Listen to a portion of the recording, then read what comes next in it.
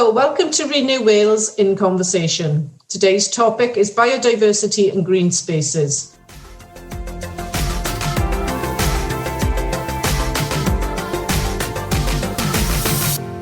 So let's see who's chatting today.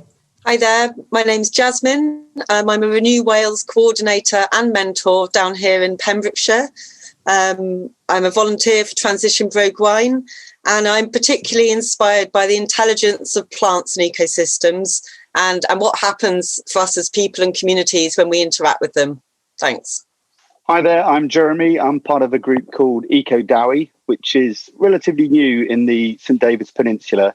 And we're a community group focused on environmental projects in the region. And my area of focus for the group is biodiversity and community engagement. Hi everyone, I'm Ian. I work for Welcome to Our Woods and I live in the Rhondda Valley. Welcome to Our Woods is a community woodland group fundamentally, and we've got involved in energy projects, pay-as-you-feel cafes, community gardens. So looking forward to having a chat to you guys about various things. Okay, great. Well, it sounds like we're all very committed to protecting our ecosystems and local environment. And I'm just interested to hear, what particularly do you think is the importance? What type of things do you think makes it so valuable for us to have thriving, diverse places, green places around us? Well, I suppose there's numerous areas to start, really. I mean, without biodiversity, we're not going to be here. So, a key requisite of human life on Earth is a biodiverse planet. So, putting it simply, we haven't got a choice. But I think it's what makes our planet and our country in Wales so beautiful and so amazing is that diversity of species and wildlife. And green spaces just give us a place to relax, enjoy life, breathe fresh air. We're lucky here in Pembrokeshire to have a lot of green space and coastal line, but in particular in urban areas, it's essential. Yeah, well, I agree with everything sort of Jeremy said there, but I suppose really interestingly at the moment with what's gone on over the last 12 months with COVID, that this, green spaces, of course, nationally, we've seen it on the news, it's so more important to people, and people have recognised that they want good quality green spaces close to their house.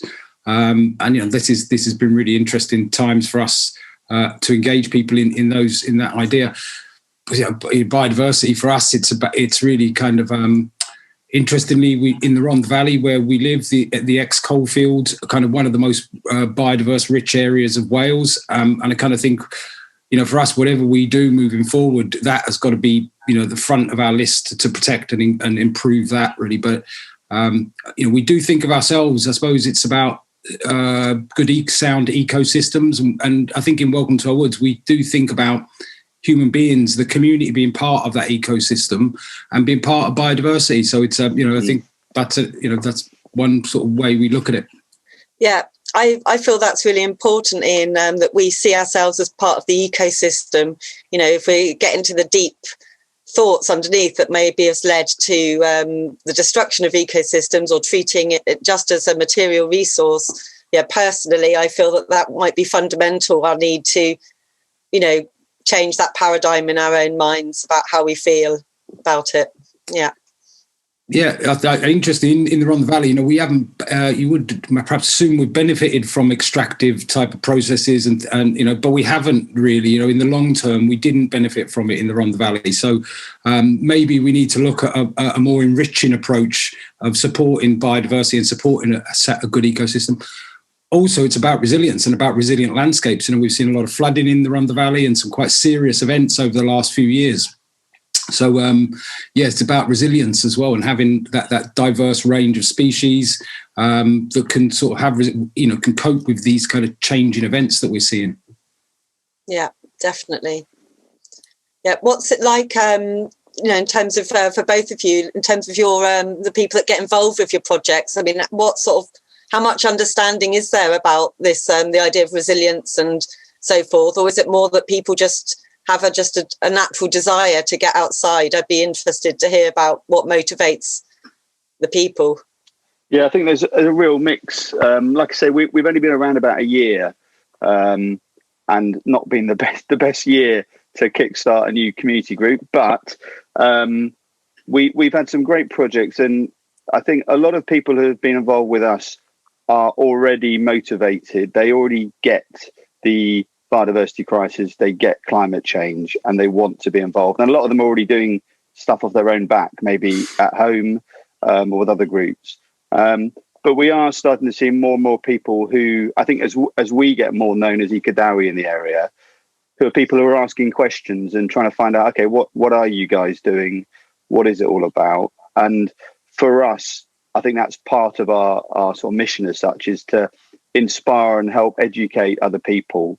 And I don't mean educate in a patronizing way, but just, give people a little bit of an explanation of why it's important, exactly as we were chatting about a minute ago, and explaining why it's important we all get involved, however small it may be at this stage. But I think, a real mix, but probably at the majority, most of our volunteers have been involved in some other projects or aware of the situation. I suppose our experience is really about, it's about when we do engage people about local landscape, they are very engaged. It's where they live. And I suppose sometimes people feel a bit helpless with biodiversity if you're talking about a global issue. But actually what we've found is if you can give people a little bit of skin in the game, if you can give them a piece of land that they could improve, they're very quick. They're very quick to sort of, it's not a challenge to them to balance the economics with the environment. It's on a local level. We've kind of discovered that is something that they quickly balance, the need for an attractive, functioning landscape, as well as places for recreation and potentially bits of economic opportunities in the landscape as well. But what we kind of found is maybe people do feel very helpless in a global sort of context. But when you can kind of bring it down to a patch of land in the community, that is something that people can get involved in, and they kind of roll their sleeves up and get involved. Is our kind of everybody, a kind of very few. There's a few community members that perhaps don't want to be involved, and that's fine. But I think everybody is interested in having, good places for them to visit, and that is, all part of a good ecosystem and getting involved in that. So I think that's our experience, really. Yeah, I'd like a couple of those points I just thought might be worth us flagging up, actually. One is that because like here in Pembrokeshire, it's sort of affluent in a way, and lots of people have got small holdings, whereas where you're coming from, Ian, that's where the economies have kind of been collapsed as the industrial use went, didn't it? So kind of important, it seemed, for people to, when I was looking at your project, had that emphasis on the economic outcomes too. And then when I think about our farmers down here, or people go on about, we need to change the way the landscape's managed, well, it seems increasingly makes sense that we have to show that it's, although there's a thing about our psychology and being part of nature and everything else, to get people on board, we also need to show that there's livelihoods involved and livelihoods that can be done with still keeping the biodiversity. So that seems to be a really important corner that maybe us people that advocate green places, we need to find those avenues of where it's also going to provide economic resilience. Otherwise, there's a whole load of people that just can't, through necessity, buy into it. And the other thing I'd like to say just before I forget is that idea about global overwhelm. I feel the media is really awful with things like climate change, the way they present it as a lost game. And when I was in my 20s, I did a politics and economics degree, and it was all on environmental issues. And I left so demoralised. But it was only then when I actually got involved with permaculture and actually started seeing, okay, there's solutions on my doorstep, which are very small. And once I even started putting my hands in soil or going outside or those type of things, instead of worrying about the facts, instantly my ability to face the challenge and be motivated and enjoy to get involved in green projects, it just transformed everything. And I've never felt like it's a lost cause since. I mean, I get days when I'm worried, I look around and there's no insects and I'm worried, but it's very different, I think, if you just get out there and do something. Yeah, you touched on a few good points there. I think one is, Pembrokeshire is an interesting place. I mean, it's a real mix of backgrounds. There's a lot of people who have retired to areas. A lot of people who've got small holdings, but then there's also a lot of people who are really struggling. And it's almost got this superficial level sometimes maybe the bit the tourists see, the visitors see, which is essential for the economy. But then there's also a hidden side, I think. So there's a real complex mix in Pembrokeshire of backgrounds and needs. And, you know, one you touched on there was in terms of the amount of spare time people have to do stuff. Yeah, a lot of people don't have the disposable time to volunteer, to do action. And I think sometimes probably they're feeling a bit difficult about, I'd like to do more, but actually I need to work to pay the bills, to pay the mortgage, to pay the food, put on the kids' table. So it's often a question, I suppose, of us, organisations looking at, okay, how can we make it accessible to everybody without putting pressure on them? You know, touching then on the media bit you mentioned, we don't want people to feel pressured and guilty that they're not doing anything, because we're all in different positions. We can all do different amounts. We've all got different interests. You mentioned also about farming. I think, farmers can get a lot of grief. And there are a lot of farmers who do an amazing job supporting biodiversity, and things are changing, I think. And again, that's where it's about having conversations, about understanding their situation, the difficulties of farming, you know, the finances of farming, which can be really, really tough. You know, the hours farmers put in, it blows my mind every time I think about it. So, and again, economy, how can we, and this is a big topic, but in particular in our areas, how can we make sure there are jobs in conservation, in looking after biodiversity? So it's not just people's volunteer time, because there's only so many hours everybody can give up. How can we, you know, make it a part of our economy? Yeah, so jobs do come up whenever you do a consultation in the Rhondda. In our experiences, that jobs come. You know, people are very interested in secure jobs and things like that. So, and you know, we've kind of tried to talk to people where they want to talk about things. You know, and often jobs come up, or particular issues with landscapes or you know, fly tipping and things like that. So we tried to talk to people and then widen the conversation to a more positive, perhaps, focus. It is, of course, Wales. There isn't huge differences. I agree that poverty is not just solely to the South Wales valleys. It's looking for Welsh-wide answers really for this. I suppose economic models are really important, aren't they? So, you know, the fact of the matter is the economy and is what's changing the planet, and lots of the corporations have huge impact on biodiversity and communities and things like that. So we need to come up with these economic models that support positive change and taking us into this kind of looking after us into the future. So we totally agree. That's kind of a question that we're asking in the South Wales Valleys. I suppose one thing is it's the obvious opportunity for the South Wales Valleys. As I say, it's rich in biodiversity. It's great for growing trees. We've got an ex-industrial community with lots of skills that we could and just, you know, train up into slightly different areas. So I suppose when you stand in the middle of Treherbert, you understand that the landscape has to be part of the solution of the future. So there's a lot of questions in that. What are the economic models? And we're trying a few things out, and there's opportunities to generate energy and a bit like Jeremy, we're interested in food growing in gardens and things like that. And these are kind of all fundamental things that communities should be involved in: creating energy, creating materials for construction, and food and things like that. So yeah, and cultural things as well, nice things for us to do, which are so important, as equally as important as the economy is that recreational time, nice places to visit for local people as well. Yeah, well, you know, thinking about that cultural and sort of psychological well-being and so forth, I've felt myself quite restricted in the last year for going out enjoying my green spaces. I felt like it's an irony that we've been saying how much they're of benefit to us, but yet at the same point we haven't been able to walk on vast open spaces that are on our doorsteps around here. So I'm interested in terms of both your projects. I know that about Jeremy's group is supporting this, looking after the cathedral grounds is one of the biodiversity projects they're involved in, and I've looked a lot at the different sites at your website, Welcome to Our Woods. So yeah, perhaps it would be nice to hear some of the things about how you've seen about people flourishing, culturally and in terms of well-being and health as well, or like some sort of anecdotes maybe. that, you know, we came, Welcome to Our Woods came from, I suppose, really interesting. We've got a 10-year history in the Rhondda. We sort of trace our project back to 10 years, and it started really with an opportunity. So what happened was some houses got knocked down opposite a community building that we work out of, Penrhyn Valley's Kids Community Building. Some houses got knocked down opposite, and suddenly the woodland was adjacent to this community building, and it became a very obvious idea to go and do some community, some youth work in the woods.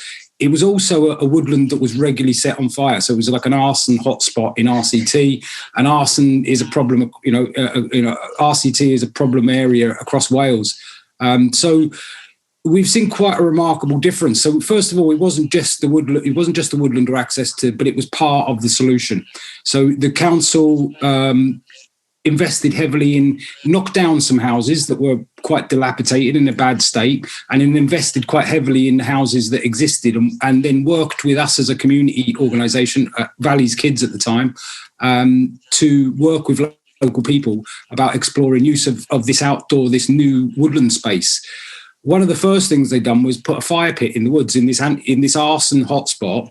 They built a fire pit in the woods, and I wasn't around then, so I'm kind of talking about stories that have been told to me.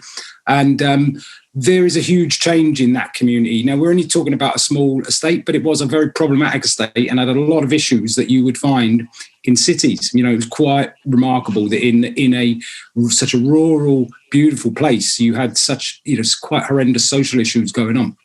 So, as I sort of said, the woodland and the landscape wasn't the total answer. There needed investment and interventions from the council and lots of work by community development workers and family workers and that. But there has been a remarkable change in this, and now the woodland is very much stewardship by local people. The fire pit is well used. You can even order a pizza to the fire pit on a Friday night if you wanted to.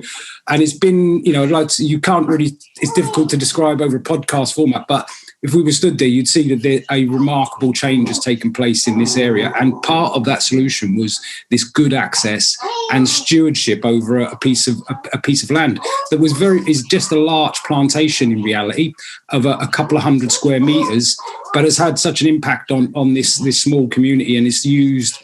I was up there yesterday. We're doing a youth shelter project up there, rebuilding the 10-year-old fire pit now. So, really quite remarkable. Should be a case study. We need to do a big case study on that. Yeah, I was going to say that's really inspiring, actually, and that's for us being fairly new organisation to hear that is brilliant. And I think there's lots of lessons to learn from that. I think. You touched on sort of the youth involvement there, I think, which is key. In any project, is getting people of all ages involved, isn't it?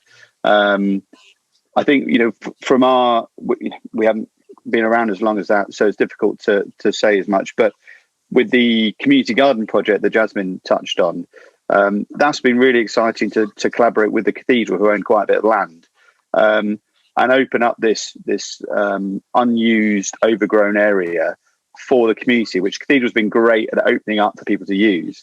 And just as an area where people can gather and meet, the number of people, and again, obviously the last year's restricted what we can do volunteering-wise and activity-wise, but so many people have popped in and have met each other, different backgrounds, people who I would have assumed have known each other for decades, but actually don't know each other.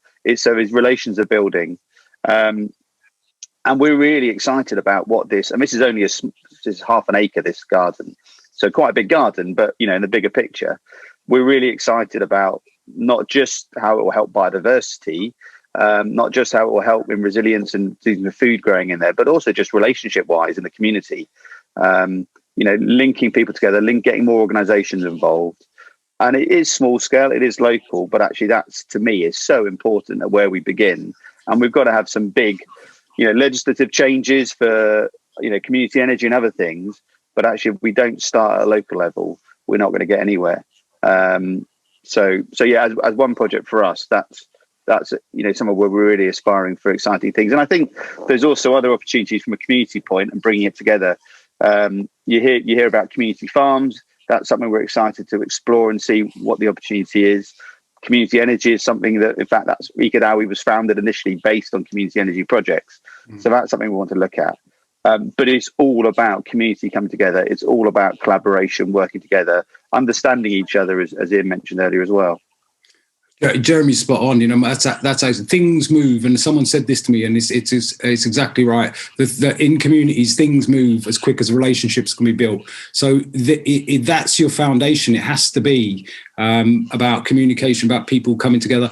Outdoor spaces are great intergenerational spaces as well. Not everybody feels comfortable hanging out at the park. Single men, not great for me to be hanging out at the park and that. So, a really good place for community members to come together. You can be informally walking your dog or just sat on the bench, but everybody's comfortable in these kind of gardens. And so they've got these multi-generational, but yeah, things, I think relationships is actually everything, and what we've realized that actually it's relationships that get things done as well. Good relationships with officers. So it's not really about relationships with organizations. It's about relationships with officers within those organizations that allows us to get these things done. So we all love these high level logo partnerships and all of that, but actually it's really about, how well do you get on with your local forester will dictate how much your local forester would trust you to work in the woodlands, so it's all about, I think you're building an excellent foundation there, Jeremy. That's that, if we were doing it again, that's probably where we would try and start, Yeah, I think that's a great point to flag up actually about the relationships, whether it's the general interaction or the number of times I've come across projects, especially since I've worked for Renew Wales, where they seem to have some exceptional help from NRW, where another set of people are saying, we can never get anything through. And I say, well, why is that then? And they say, oh, we've just built this fantastic relationship with our officer.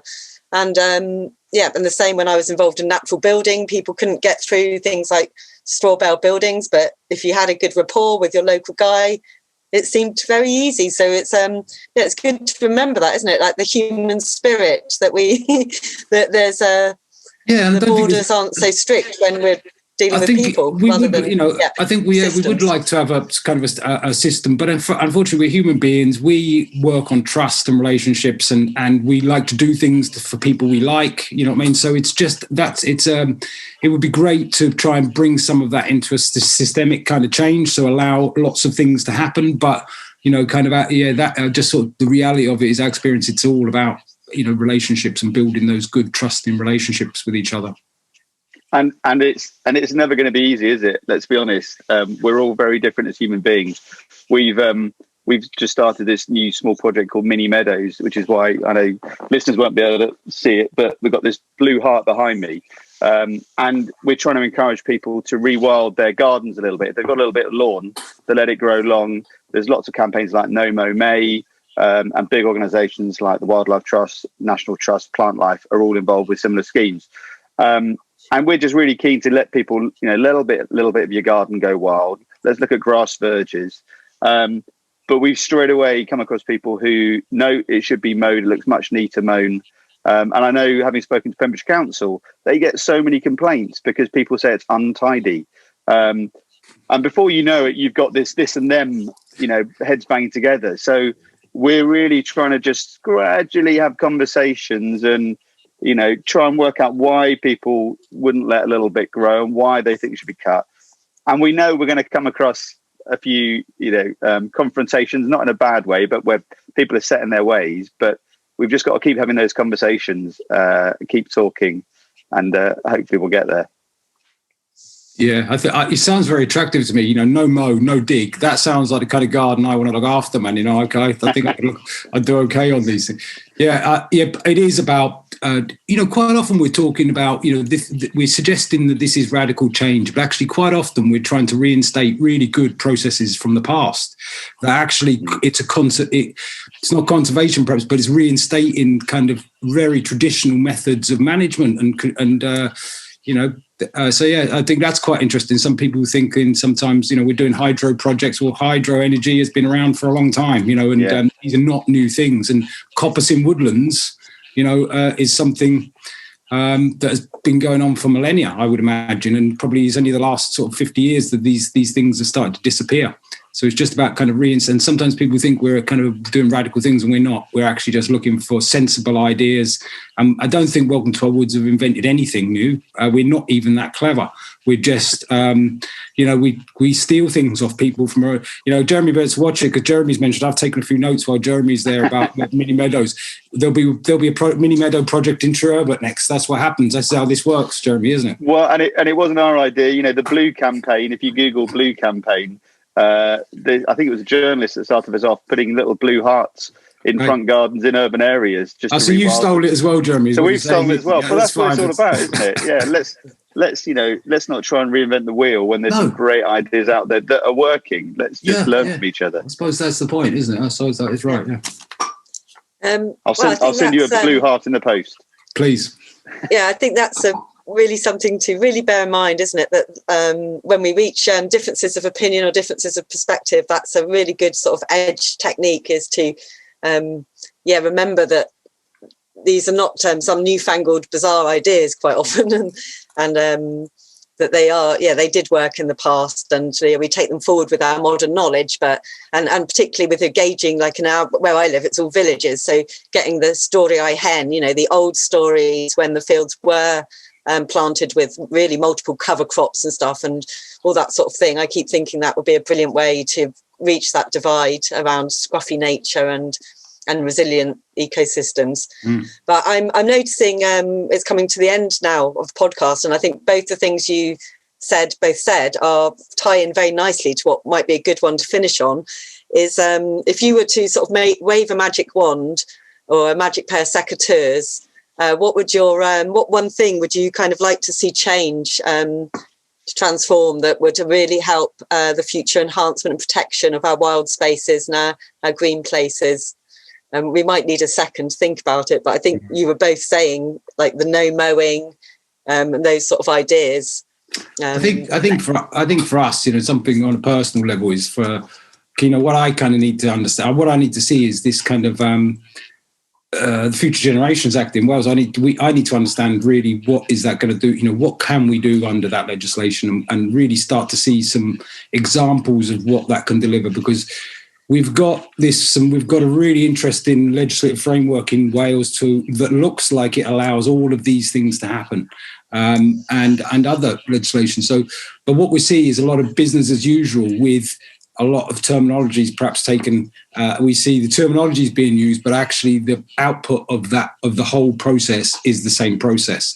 And so what I think on a personal level, I desperately need to see a model on the ground in a community, so we can begin to understand what we can do under this future generation. I don't think it's even that big an ask, is it? I think we kind of just need to start seeing what that means for us in Wales. Yeah, thanks. Yeah, and I think you mentioned some good points there. I think for me, we just discussed it. There are local people on the ground doing stuff, keen to do stuff, but the sort of shackles have got to be released a little bit at a higher level. So whilst at a local level we can do stuff and we can be very powerful, unless things change at a high level in terms of legislation, government direction.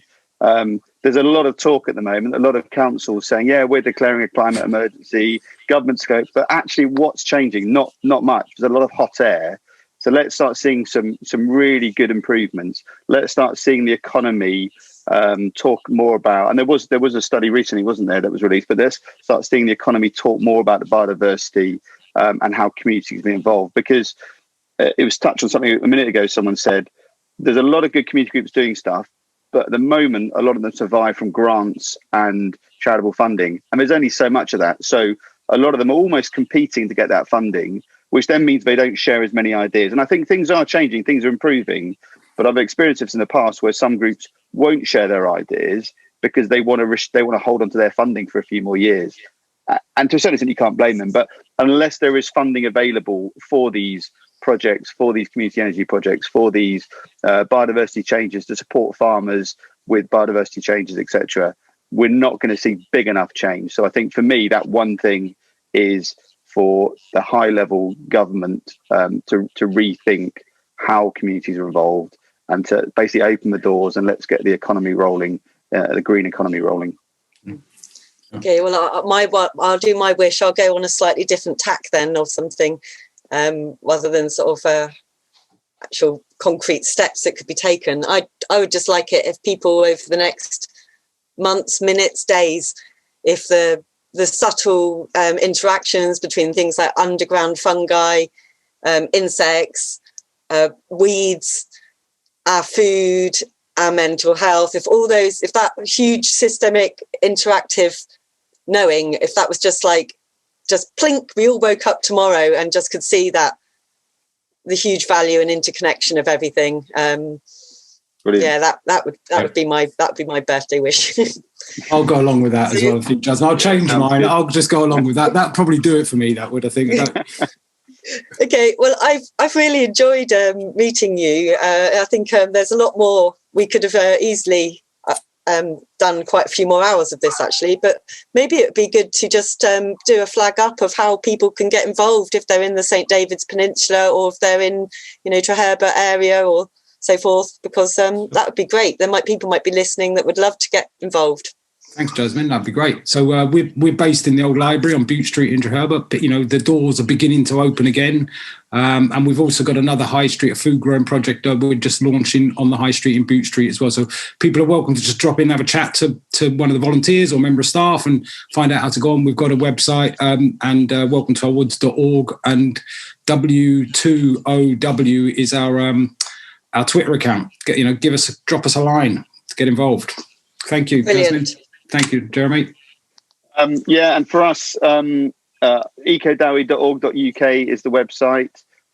You can check that out, see some of our projects, sign up to the mailing list, look at how you can get involved. In a similar way to Win, volunteering is just sort of starting to happen again now. Restrictions are easing, so we've got volunteering taking place at the community garden in St David's. We're going to be starting our beach clean. We've got two great new ladies running our beach cleaning in North Pembrokeshire. So they're going to be starting that up at the end of this month. And obviously our mini Meadows project. So, really simple one. You own a little bit of land. It could be a tiny front garden. It could be a pot on a balcony. It doesn't matter. Let it grow wild a bit. Stick a blue heart in it and let us know. We'd love to be involved and have a conversation with you. Thank you. Thanks so much, Jasmine. guys. Thanks, Cheers, Jasmine. Cheers, Jared.